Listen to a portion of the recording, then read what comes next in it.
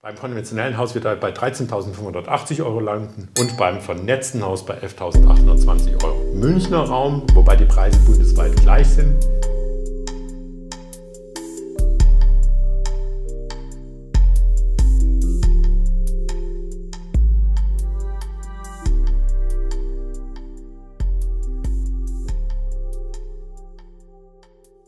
Hallo und herzlich willkommen, meine Damen und Herren, zu einem neuen Video, wo es um den Vergleich geht. Haus mit KNX, voll vernetzt, versus Haus konventionell verkabelt. Ohne KNX. Da geht es um die Kosten, da geht es um die Möglichkeiten. So, ich habe jetzt mal einen Grundriss rausgesucht. Das ist ein Grundriss von uns. Ein typisches Einfamilienhaus, 130 Quadratmeter. Das gleiche könnte auch eine Wohnung sein. Das gleiche könnte auch auf mehreren Ebenen sein. Wir haben es jetzt der Einfachheit halber mal gemacht, auf einem Stockwerk alles zu haben. Was seht ihr da? Insgesamt sind es 9 Räume. Also wir haben den Technikraum, wir haben den Wohn-Ess-Bereich, wir haben das Büro, das Arbeitszimmer, wir haben 2 Bäder und wir haben ein Schlafzimmer mit einer Ankleide, Kinderzimmer. So, das Ganze könnten natürlich auch 2 Kinderzimmer sein. Das ist jetzt völlig erstmal, ich sag mal so, egal, weil wir wollen ja KNX mit konventioneller Elektroinstallation vergleichen. Wir wollen ja aus unserer Sicht nicht so zukunftsfähig mit zukunftsfähig vergleichen. So, dann steigen wir einfach mal ein. Übrigens, was ihr da seht, so die Quadratmeterangaben, das ist ein Beispiel, das ist ein reales Beispiel. So, und da könnt ihr euch mal so die Größe der Räume anschauen. 35 Quadratmeter ist der Wohn-Ess-Bereich, 25 Quadratmeter das Büro-Arbeitszimmer oder das Kinderzimmer, Kind 2, Kind 3, gibt es ja bei euch alles auch. Es gibt ein 13 Quadratmeter Schlafzimmer, 15 Quadratmeter Kinderzimmer. Die Ankleide habe ich noch ganz vergessen mit den 7 Quadratmetern. Und es gibt das 8 Quadratmeter Masterbad, das heißt bei uns das Masterbad ist einfach das Elternbad. Ne? So, 7 Quadratmeter Technikraum, dort ist die Heizung, dort ist die Lüftung, dort ist die Elektrik drin. Dann haben wir einen 14 Quadratmeter Flur und die Terrasse, die habe ich jetzt als Außenbereich, als Gartenbereich gesehen. Ist für uns wichtig, damit wir die Außenbereiche haben, deswegen flächenmäßig habe ich es nicht mit reingenommen. Was haben wir? Wir haben 9 Räume, wo wir halt in den Räumen mit der Sensorik Dinge erfassen. Das können Präsenzmelder, Rauchmelder, Tastsensoren sein, zur Heizung, Lüftung und so weiter, Verschattung, kommen wir gleich dazu. Dann haben wir 9 Fenster insgesamt. Das ist wenig, es ist auch ein kleines Gebäude, gibt natürlich viel mehr. Da haben wir natürlich die Fensterkontakte für die Alarmanlage und so weiter. Ne? Und dann haben wir noch 2 Türen, das habt ihr bestimmt auch gesehen. Wir haben einmal die Terrassentür und natürlich die Eingangstür. Ist auch wieder ganz entscheidend, Türkontakte. Was ich hier nochmal für euch auch als Basis mitgenommen habe, wir haben 4 Zonen Multiroom Audio. Ist vielleicht jetzt für so eine Wohnung, Haus in der Größe, was recht klein ist das vielleicht schon eine gute Ausstattung. So, um nochmal die Randbedingungen klar zu machen, was wollen wir eigentlich? Wir haben insgesamt 11 Bereiche, das heißt bei uns Gewerke. Das ist einmal die Beleuchtung, das ist die Verschattung, das ist die Heizung, die Lüftung, das ist der Einbruchschutz. Ne? Ist eigentlich schon Standard, muss man sagen. Wir müssen ein bisschen auf die Gesundheit achten. Ne? Das Thema Multiroom Audio, Entertainment, Türkommunikation, wer steht vor der Tür, ne? Wo leite ich das Ganze auch hin? Wir haben ein Energiemanagement. Es gibt Leute, die haben Photovoltaik auf dem Dach, die haben Solarthermie auf dem Dach, die haben ein Elektroauto und dann will ich natürlich dann auch mit meinen Energieströmen vielleicht laden, das Elektroauto laden. Ob das heute schon geht, weiß man im Detail immer nicht so ganz. Ist nicht Bestandteil dieses Beitrags. Und dann haben wir noch die Steuerung. Ne? Ganz entscheidend, zentrale Steuerung, dass ich entweder in dem Raum selbst oder außerhalb des Gebäudes oder im Garten alles steuern kann. So, dann schauen wir doch mal rein. Fangen wir mal an mit der Beleuchtung. Ich habe jetzt mal die Funktionen euch aufgeschrieben. Ne? Also da gibt es dann sowas wie Lichtautomatik. Ne? Also das ist für mich Standard. Das seht ihr konventionell versus KNX. Ne? Schalten, dimmen. Natürlich muss ich schalten, dimmen oder beziehungsweise schalten erstmal überhaupt. Da, wo wir einen Strich haben, das seht ihr gleich immer. Das geht mit der konventionellen Elektrik nicht. Bei der Beleuchtung sieht es einfach so aus. Da haben wir die Lichtautomatik mit Bewegungsmeldern umgesetzt. Ne? Deswegen steht da die Zahl, die ihr da seht. Und beim KNX, ist natürlich klar, nehmen wir Präsenzmelder. Schalten in allen Räumen, also auch wie hier. Ne? Wir haben in 9 Räumen, also auch im Technikraum, im Gang, überall haben wir dann die Lichtsteuerung drin. Deswegen Lichtautomatik bei beiden konventionellen und KNX steht eine Zahl dahinter. Ne? Ich möchte jetzt auf die Systeme nicht im Detail eingehen. Da könnten wir echt hier einen 2-Stunden-Beitrag machen. Es ging uns ja prinzipiell mal darum, um zu vergleichen, was kostet jetzt KNX mehr? Ne? Also überhaupt kostet es mehr und was kostet es mehr? Was bringt es mir und so weiter. Ne? So, jetzt gehen wir mal, ich gehe mal in die Posten rein. Ihr seht zum Beispiel da auch die Alarmfunktionen. Das habe ich in der konventionellen Verkabelung, habe ich einfach unten eine Alarmanlage dazu getan. Das kann so eine ABB, was auch immer anders sein. Da seht ihr insgesamt, ich habe bei der Beleuchtung, bei der KNX-Vernetzung habe ich dann die Taster und die Sensoren schon drin. Und deswegen kommt dann auch 0000. Ich habe für die weiteren Funktionen habe ich einfach keine Folgekosten. Kommen wir mal zur Verschattung. Bei der Verschattung ist es auch so, das stimmt nicht ganz, was ich da hingeschrieben habe, dass wir eine Sonnenautomatik beim konventionellen haben, ist eigentlich gar nicht so einfach umsetzbar. Was ihr natürlich in der Tabelle seht, ich habe jetzt nicht den Preis für die LED-Beleuchtung mit da drin enthalten. Das geht ja auch gar nicht, weil das ist ganz individuell. Man hätte jetzt ja auch wieder einen Beispielpreis annehmen können. Ich wollte es jedenfalls nicht. Mir geht es jetzt darum, nur um diesen KNX-Teil. Dass das DALI, Leuchtens, Treibs, was auch immer sind, ist ja eigentlich klar. Und dass ich natürlich im Bad eine andere Stimmung habe als in dem Wohn-Ess-Bereich, als im Kinderzimmer, Schlafzimmer. Das dürfte euch auch allen klar sein, wer uns kennt, die ganzen Beiträge. Wir haben so viel zu Licht gemacht. Beleuchtung ist aus meiner Sicht, was gerade was den Mehrwert anbelangt, das könnt ihr auch sehen, diese vielen Funktionen, die wir haben. Ne? Also diese Szenen, Stimmungen, was wirklich das Emotionale des Hauses ausmacht. Das ist ein Key-Feature, meiner Meinung nach, von dieser KNX-DALI-Steuerung. Ne? Und wir sehen ja auch, es ist überall 0000 drin, ne, in den Preisen. Also es ist einfach, es ist kostenneutral. Wenn ich einmal initial, da kommen wir unten noch dazu, also was wir da an Aktorik, was wir im Schaltstrang haben, kommen wir gleich dazu. So, ich komme weiter zur Jalousien- und Rollladensteuerung. Hier ist einfach angenommen, wir haben 9 verschiedene Fenster und wir haben 2 Türen bzw. eine Terrassentür, dass die natürlich verschattet ist. Konventionell habe ich mal reingeschrieben 450 € als Kalkulation. Das funktioniert natürlich nicht so, sondern da kann man zum Beispiel so Funkgeschichten verwenden, blende ich euch auch mal ein.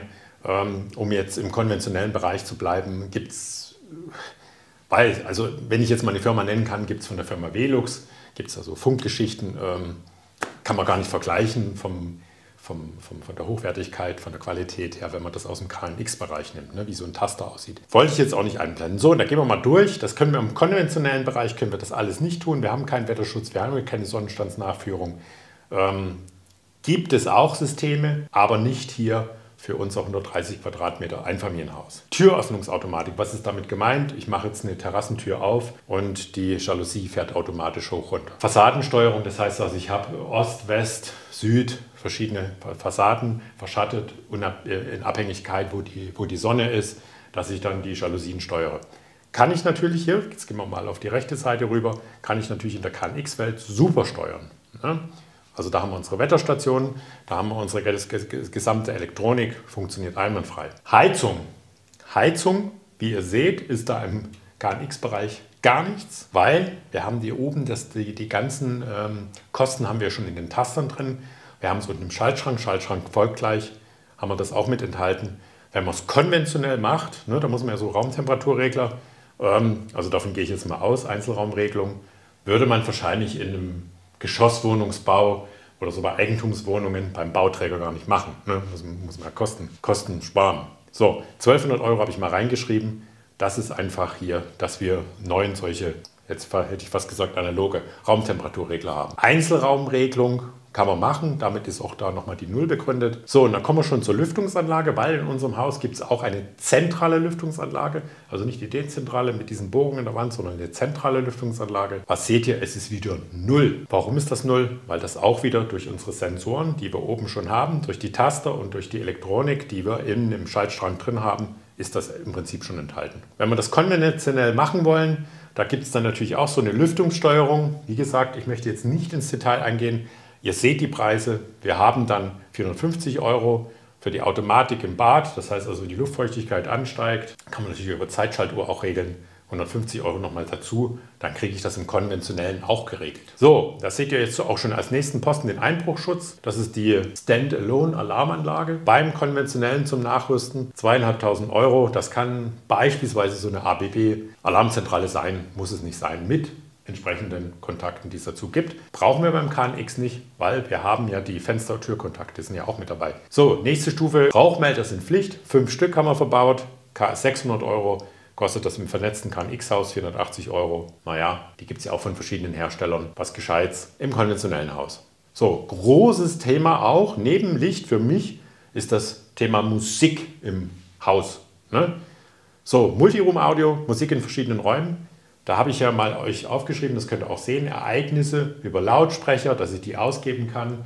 Das können Warnmeldungen sein, das kann sein, die Klingel, die Türklingel, haben wir euch auch im Beitrag schon mal gezeigt. Es steht jemand vor der Tür oder Alarm, wie auch immer, in Kombination dann, oh, das geht nur beim KNX, dass ich dann die Lichter in bestimmten Farben blinken lasse. Ne? Normal ist das Licht weiß an und dann blinkt es plötzlich gelb, als was auch immer ihr das festgelegt habt. Mandantenfähigkeit, mehrere User, also Berechtigungen und so weiter. Funktioniert alles im konventionellen nicht. Haben wir aber dafür im KNX-Umfeld. Und dann immer, wo 0 steht, heißt, dass es dabei ist in den Kosten enthalten. Habe ich jetzt mal 6.000 Euro geschrieben. Wir haben ja vorher gesagt, 4 Zonen, also 4 Räume, Stereo und eine KNX-Steuerung dazu. Will auch nicht drauf eingehen, kennt ihr alles von uns, was wir hier damit meinen. Die nächste Geschichte ist die Türkommunikation. Hier, da es ein kleines Haus ist, gibt es außen so eine Edelstahlblende, da ist eine Kamera, da ist unten der Fingerprintsensor und die Sprechanlage. Das Ganze ist natürlich auch vernetzt. 2.200 Euro, konventionelle Videotürsprechanlage, Insellösung, Zweidrahtbus, 1.500 Euro. Gibt es alles noch, gibt es auch viel teurer. Ich habe es einfach mal so hingeschrieben, dass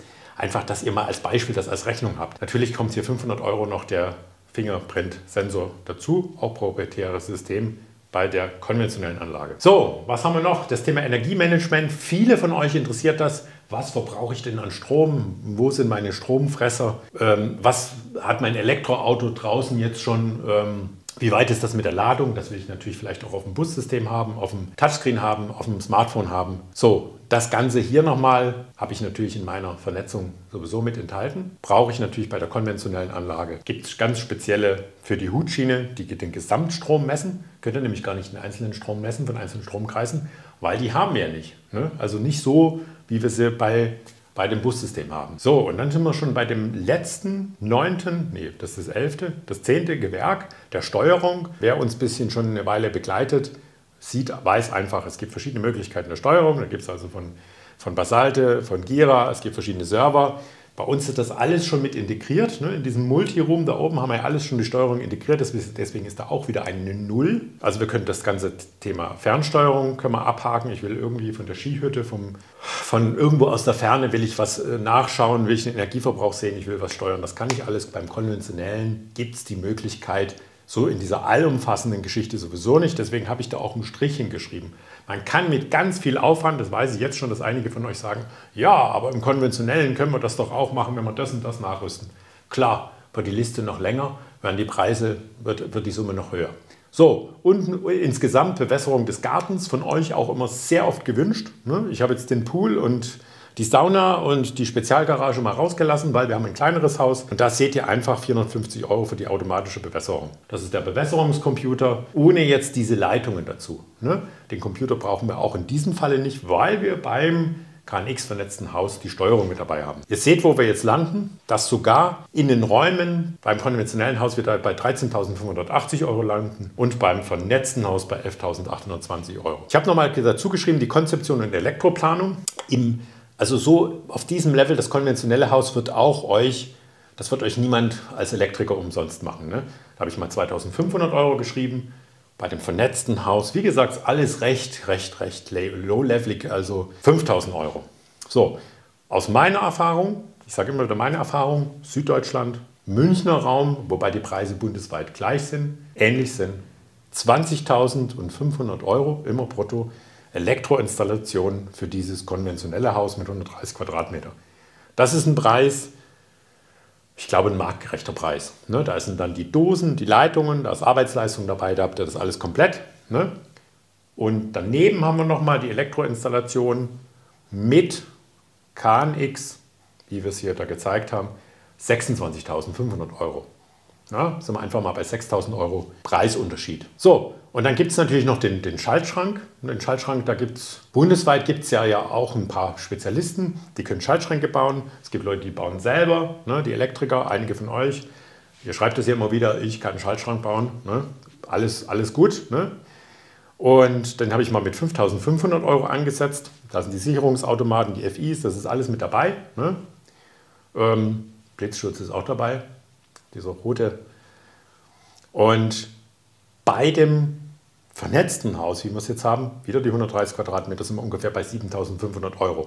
Das sind unsere Erfahrungswerte. Also wenn jemand jetzt von euch sagt, ich kann das günstiger oder es ist viel teurer oder es ist leicht teurer, kann sein, das sind die Preise unserer Erfahrung. Jetzt die Frage in die Runde, was sehen wir?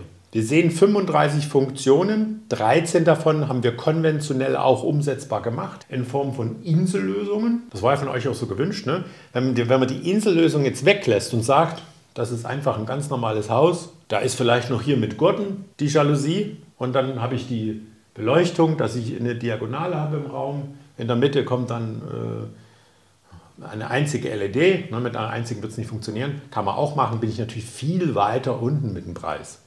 Was ihr jetzt seht in Summe, dieses 42.000 versus knapp 51.000.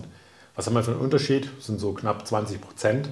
Aber mein Fazit für euch ist einfach hier, wir haben für 30% der Funktionalität zahle ich 80% des Preises. Und was ich noch dazu habe, ich bin nicht zukunftsfähig, ich bin nicht upgradefähig, ich kann nichts erweitern und ich habe nicht mal einen Standard. Ne? Man weiß ja gar nicht, also da habe ich vielleicht dann die Heizungssteuerung von dem und dann habe ich die Jalousiesteuerung von dem. Und dann habe ich vielleicht Bewegungsmelder, ne, das wird alles so ein totaler Mischmasch sein.